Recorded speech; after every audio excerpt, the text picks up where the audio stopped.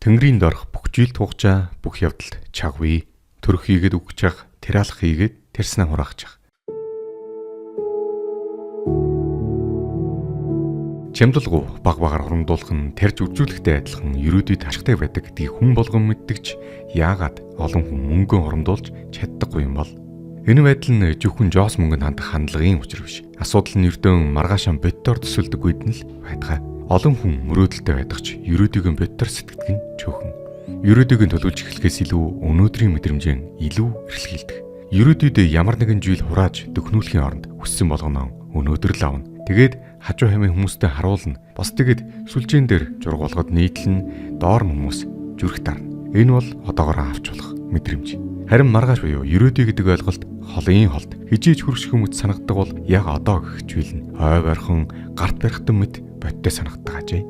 Энэ бол зүгээр нэг жардал мөнгөний асуудал биш. Харин сэтгэлийн хоосрлон дүүргэх гэсэн оролдлого юм. Олон хүн ерөөдүйдөө итгэл найдлагагүй болох үед би ядаж өнөөдөртөө баяртай бай гээд өнөөдрийг илүү чанга барихыг хичээж хэрэглэгээг нь сул талвж итгэлэн төр баясгадаг. Гэвч тэр баяр нь удаан үргэлждэггүй. Мэдрэмж нь намжих үед хоосрол дахиад гарч ирдэг. Тэгээд тэр хүн дахиад л шинэ баярлуулах зүйлийг хайж эхэлдэг. Түр зүрийн баяр хөөргийг ингэж дахин тавтах хайх нь аажмаар дадал болж дараа нь амьдралын хэв маяг болтгоо.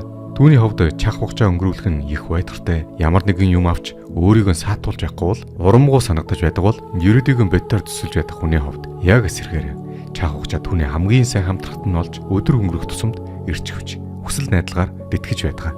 Яг л шинэ машин авсан мөчөөсөө эхэлж үнэн нь унж хуучирж байдаг бол хурамдуулах хөрөнгө мөнгө эхлээд бага байлаач чах хугацаа өнгөрөхийг дагалдан өсөж байдаг шиг.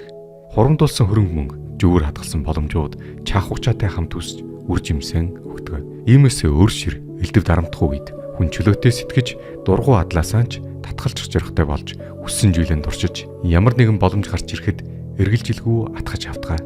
Ерөөдийгөө жинкнэр боддоор төсөлсөн хүн л амьдралдаа юугийг сунгахын чөлөөтэйгээр харддаг. Тиймээс жинхэнэ эрх чөлөө бол хүссэн бүхнөө хийхэд биш, харин чөхстэй хязгаарлалтаас эхэлдэг.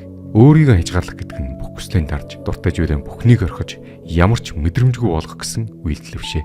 Харин юу нь миний амьдралын хамгийн чухал зүйл вэ гэдгийг ойлгож, юуг түр хойш тавьж, бас юуг амьдралаасаа орхиж ялуулахаа мэдэх чадвар юм аа.